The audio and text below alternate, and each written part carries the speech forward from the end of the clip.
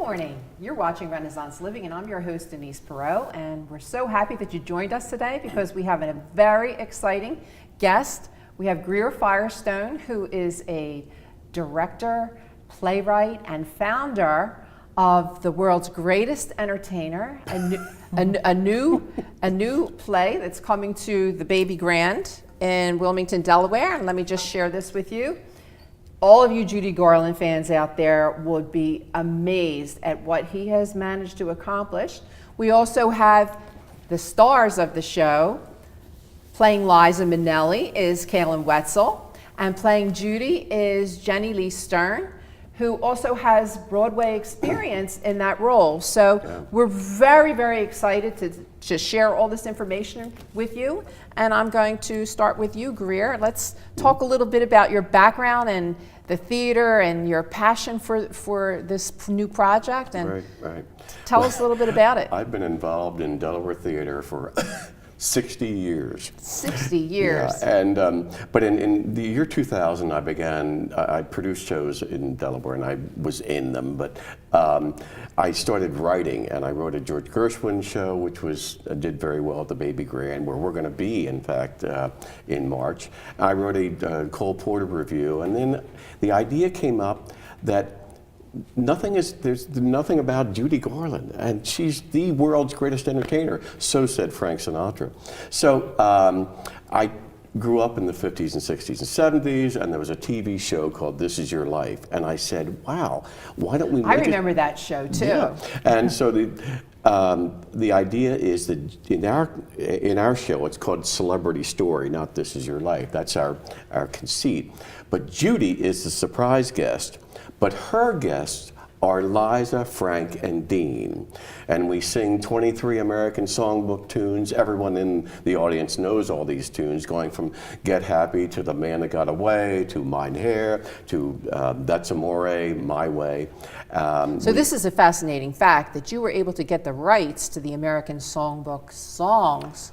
So this is your baby. You're raising this play to perhaps national acclaim. We're hoping. Well, one can dream. Yes, yes. Well, it all starts with a dream, so yeah, that's sure. amazing. We collected, it was herding cats getting all the publishing rights because I went to actually about 7 different publishing houses to get all these songs. And so that was one of the processes. It took 3.5 years. But then the audition process was in Philly and New York, and we had the opportunity to have Kalin and Jenny Lee try out, and they are, in fact, the stars of the show. That's incredible. So, Kalin, where did you get your experience?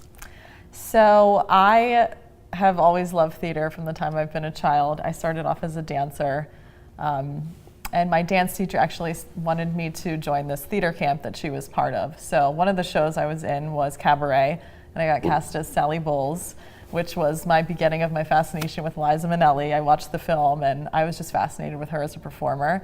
So when I heard about the audition, I was like, I've been wanting to play this character my whole life, so I was so excited about it. So that's an incredible role. But yes. this role is actually being Liza Minnelli. That's a highly coveted role to portray yes. her on stage in any theater. So I wish you all the best, break a leg and all that. And I've actually heard Kalin, I've seen some of her performances, and she's an incredible actress and performer. Thank you. And just before we get to Jenny, but one of the numbers in the show is Mine Hair from Cabaret. So she'll be doing that in full costume with our 6 dancers as well. So that lends a sense of comfort for you because you've already done that so many yes. times. Yeah. I've watched that production number 1 million times, so I'm so excited to perform it myself finally. Yeah, that's amazing. We're thrilled to have you. So Jenny Lee, you have quite the background in theater, and Greer has said to me how incredible it is to have you in the cast. Oh, so thanks. tell us a little bit about your background. Yeah, so I spent the last 15, 16 years in New York. I grew up outside of Philly, and then I went to New York and worked national tours, off-Broadway, on Broadway, and then had my family and moved back to the area. We'll see, temporarily or not so temporarily. But you've played Judy before. So I played a version of Judy in Which Forbidden there's Broadway. several. Correct. So I was part of this grand New York institution, really, called Forbidden Broadway. It's an off-Broadway show. When I describe it to people, sort of like the Saturday Night Live of Broadway. And it's been around for over 35 years. Yeah. And it took a 3-year hiatus. And when I joined the cast, it was this grand reopening and got a lot of attention from How exciting New York to Times. be a It was part of amazing. that revival. So it was sort of a recap of everything that had happened, and as well as, doing parodies of the current running Broadway shows. And at the time, it was, Anything Goes was on Broadway with Sutton Foster, and Into the Woods had come to Broadway, and Follies, and all these different shows. So I played Sutton Foster and Patti LuPone and Amy Adams in Into the Woods, and one of the other shows that was on Broadway at the time was End of the Rainbow. It was a play about the last weeks of Judy Garland's life. So I was doing a parody, in a sense, of Tracy Bennett playing Judy Garland, Right. which then sort of turns into Judy Garland. So if you were to listen to the cast album of Forbidden Broadway Alive and Kicking, it's actually very different than what you'll see at the Baby Grand next month, as that was, it's a very, Forbidden Broadway is a very stylized, heightened parody of, a caricature, in a sense. And we played straight. Yeah. Yeah. Well, But when one of the fascinations with Judy is that there's a quote in the show that when Dorothy Gale entered Oz, Judy Garland entered immortality. So every child has seen Oz. I watch it every adult. year. Every Exactly time it comes right. on television, I was like, oh, The Wizard of Oz is on. I have to see Judy. Our set takes place, the setting is 1961, 2 weeks after Judy's groundbreaking performance, arguably the greatest night in show business history, at Carnegie Hall. So we have a 1961 set that we have Judy come into. But when I got to tell you this, when Jenny and I came together, I literally took a 2-page monologue from the first act and from the second act of Judy's 2-record vinyl record album from the 1961 Carnegie Hall album. I mean, that was real. This was Judy singing, and also she did these extempore monologues. So I said, Jenny, what's your background? And she already knew the monologues. And this is about 2 or 3 months ago. I'm going, oh my God, I can't believe you know the monologues. Because Judy was a raconteur, and she engaged the audience. She wrapped her arms around the audience, and they hugged back. And like Judy Garland. That's what Jenny's going to do. I can't wait to see this. Yeah. Hope. They're big shoes to fill for little Definitely. shoes. That's okay. Given your background, I'm sure that if anybody was qualified to do it, it would be you. So I'm really looking forward to it. I'm sure our viewers would like to see it too. So we're going to give your contact information a couple good. times. So why don't you tell our viewers exactly where the Baby Grand is located and how they can purchase tickets? Sure. The website, by the way, is judygarlandthemusical.com, and it's at the Baby Grand, which is part of the Grand Opera House in Wilmington, 818 Market Street, Wilmington 19801. But it's March 22 to March 30th. March 22 is a Friday night. We have 2 shows on Saturday, 2 and 8, the 23rd, 1 show the 29th, and then 2 shows to end the entire 6 gig run on the 30th, 2 and 8 as well. So there's plenty of time for you guys out there to get your tickets and to enjoy the show. I can't wait to see it. One other thing, Denise, we actually, within the 1961 set, we have a 6-piece live band on stage. So it's really That cool. heightens the performance. It's really cool. And that makes it more realistic, because that's what they used to do all the time. They always had orchestras in the pit, and there was no piped in music or anything like that. So this really makes it real. And one thing that we're probably going to, I'm not the director of the show, but one thing that we're going to be doing is actually maybe walking out into the audience and engaging I them love way. that. I love that. I think that really brings the music close to home, and it touches your heart when the actors can engage the audience like that. That's a great idea. Yeah, I think so. So tell us a little bit about the Heart in the Game Foundation. We talked a little bit about that earlier. Sure. Well, it happened to be that 7 years ago, my daughter, my then 18-year-old daughter, suffered sudden cardiac arrest. And sudden cardiac arrest is not a heart attack. I learned that quickly. Sudden cardiac arrest, if one suffers that, you have 5 minutes to have CPR and an AED. That's frightening for a parent. If you don't have that 5-minute sequence of CPR and AED, you're either dead or you're cognitively not the right person the rest of your life. Oh my goodness. All right. It happened to be that my daughter, the EMS were right there with her real quickly. She survived. In fact, in the full circle of life, she's now in her 3rd year at Jefferson Medical in Philly, which is kind of cool. Oh my gosh. Cool story. But the thing is, what I did then... The angels weren't ready for her yet. I did a lot of research, and if my Grace had had a 5-minute non-invasive EKG, the Firestone family would not have gone through the nightmare of that event. So what we do, we go in Delaware, it's a statewide nonprofit. We go in and we give free EKG screenings to Delaware students. That's incredible. And then we train CPR and AED. Heart in the Game Foundation, a 501c3, is not only sponsoring Judy, but also we are benefiting from it as well.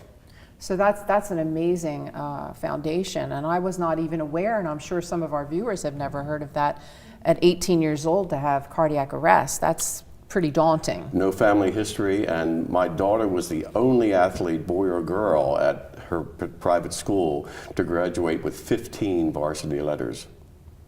Wow, what So an it's incredible interesting story. human. Yeah, but I want to talk about Judy. I only more had than one. This, yeah, I know, yeah. but I did want to make sure Sure, that I our viewers appreciate knew that, about yeah. Heart in the Game, because Yeah. that's so much a part of this, Sure. the support that you're getting too. Right. So, as far as your background, I want to touch a little bit about that, because your passion is just so evident, and the way you speak about this project, like Judy is a love of yours, you know, and I wrote this in 2006.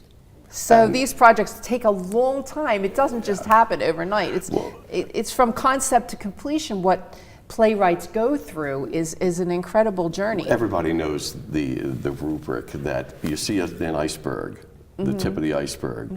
That's the show, but everything underneath is what makes What almost kills to go you. through What to almost make the kills show. you Yeah. along the way. But the thing is, we feel, you know, Denzel himself said that 80% of the success of a film or a theater project is casting.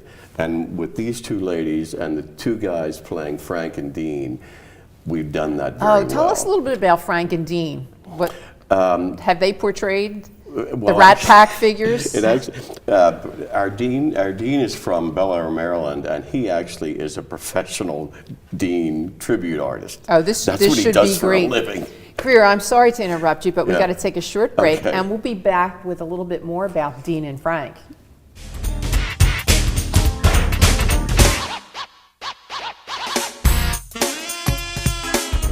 Choosing Medicare coverage can be a very confusing and complicated process. Help is just a phone call away, 856-226-4800. As a licensed insurance agent, I'll assist you in making an informed and confident decision on a Medicare plan that meets your needs, lifestyle, and budget. Call me today for a free, no obligation Medicare benefits consultation, 856-226-4800. When did you see the sign? When I needed to create a better visitor experience. Improve our workflow. Attract new customers. That's when Fast Signs recommended Fleet Graphics. Yeah, now business is rolling in. Get started at fastsigns.com.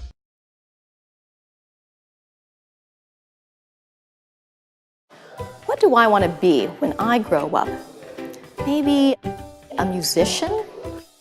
A veterinarian? Maybe an equestrian? A mommy? Well, why not be all these things and more? Consider joining me, Dr. V, with friends and colleagues as we explore a wide range of topics together. V is for variety, here on RVN TV.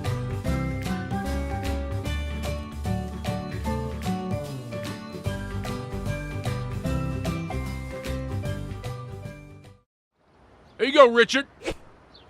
Oh! Is that too hard for you? No.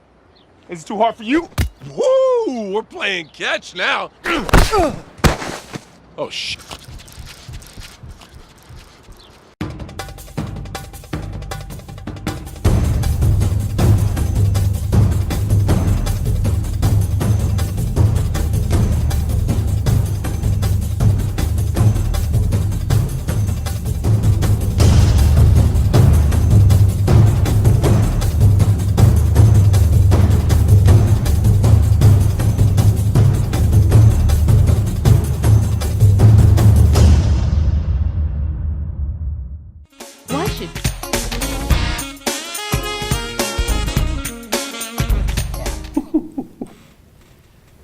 So we're back with Greer Firestone, and we're talking about Dean Martin and Frank Sinatra, and their relationship to this new musical that we can't wait for it to see. It's called The World's Greatest Entertainer with Judy Garland, and Judy is the featured actress, of course, because it's all about her life. It's amazing that this costume is from Jenny's Forbidden Broadway in New York, and they lent it to us to be in the show. This is an iconic ensemble, and it's so amazing that you were able to get this for your show. Yeah. But let's get back to Frank and Dean real quick, Right. and talk a little bit about their contribution to this fabulous play. Well, the Dean guy from Bel Air, Maryland, I actually started him in his career in 2008. I had a gig that I was an MC on, and I said, "Can you do this?" He said, "Yeah." And from that point on, ba-boom. The man playing Frank lives in LA. We're bringing him in from LA to do this role. He's played Frank in the Sahara. This is some heavy hitters joining the cast. Oh, I mean, they're all professional. Yes. It's a paid show. There's a lot of equity people in the show. Not everyone's equity, but there are equity people. So, and then Luca Ellis is his name. Luca had a 6-year gig at the Beverly Wilshire every Thursday night playing Frank. So he's got them all together. Oh my gosh. I'm sure that he's got a great reputation there too, because they would have thrown him out if he wasn't doing a good job. Right. And he actually came to us. I don't know how he found out about us, but he's a character. It's the collective cosmos, if you will. But the two of them are, again, raconteurs, the two men, and so there's going to be some Rat Pack shtick going on, and with Judy as well, because she didn't bow down to anybody with regard to any barbs thrown to her. So Jenny's a broad, and I mean that in a complimentary way. So I think that's a compliment to be referred to as a broad. But it seems like you have all these elements in place, and we have some really cool photographs of some of the goings on at the theater. And if you're ready to show them to us, we can elaborate a little bit further. Jenny, why don't you tell us a little bit about this shot? Well, this looks like Get Happy. So we'll be I think, the first song in our show. Good way to start it off. So we'll be doing sort of an homage, if not a sort of a direct replica of this iconic number, complete with fedora. Yeah. That number gives me chills, because you know what? I think happiness is a choice, and I think Judy really tried to be happy at all the different stages through her life, but she was just haunted by different things, and when she would belt out that tune, it would just make your heart like wrench. Amazing. Yeah. And this there they are, the trio. Oh, this is part of the Rat Pack. Frank and Dean. Hey, they look pretty good. And the Jenny, Dean, and Frank have 3 tunes together when they first meet. Too Marvelous for Words. I've Got You Under My Skin. Anyway, so we have a really cool relationship part in the show where the 3 of them talk about old times together at MGM lot and stuff like that.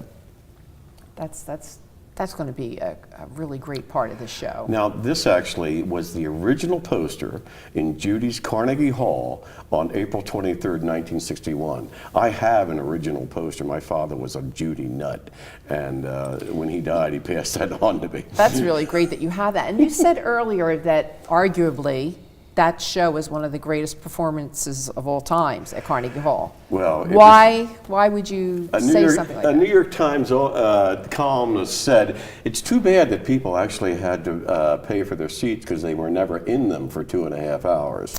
And when Judy, 2.5 hours from her first note to a final exit, when she left, people would not leave. They were staring at a stage. They were fixated.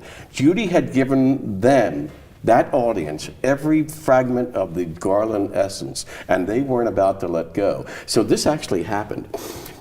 Judy, they're not leaving. Judy now has to walk out, and she said, "We're out of music." And one guy yells from the balcony, "Just stand there." See, this is another reason why Judy Garland has been called the world's greatest entertainer, because there was no one that could harness an audience and deliver the energy that she did, like she did. Well, look at these tunes. We have the trolley song, "The Man That Got Away," "The Boy Next Door." All part of the American Songbook. "Smile," and I've heard her do "Smile." This is Goosebumps time. Well, that's what you want when you go to a Broadway show. You want those goosebumps, and having this capability to see something of this magnitude in Wilmington, Delaware, is such a great asset for people who are into theater. And even if you're not into theater, this is where you learn. This is where you see what transpired on the stage, because it's a portrayal of someone who's so great in the industry. The other thing is, because it's a takeoff on This Is Your Life, and Ralph Edwards, the guy from This Is Your Life, chatted with the people and chatted with the next door neighbors and the teachers and preachers. Well, the MC talks about Judy's life from age 3 in vaudeville on to MGM when she had a contract at age 14. But at age 14 and age 15, because she was rehearsing during the morning and shooting a show at night in the afternoon, her mom gave her amphetamines. Judy had insomnias. The resolution was barbiturates. So from age 15 on, Judy was a drug addict. And this was directly because of the studio control over her life. And her mother actually signing off on this too. Today this would be called child abuse, and you don't see those young entertainers coming up through the ranks like you used to see back in the 30s, 40s, and 50s. You don't see that anymore because there's so many rules in place. The system, the system in MGM, it was a juggernaut. Judy Garland had no childhood. Yeah. Her childhood was completely lost.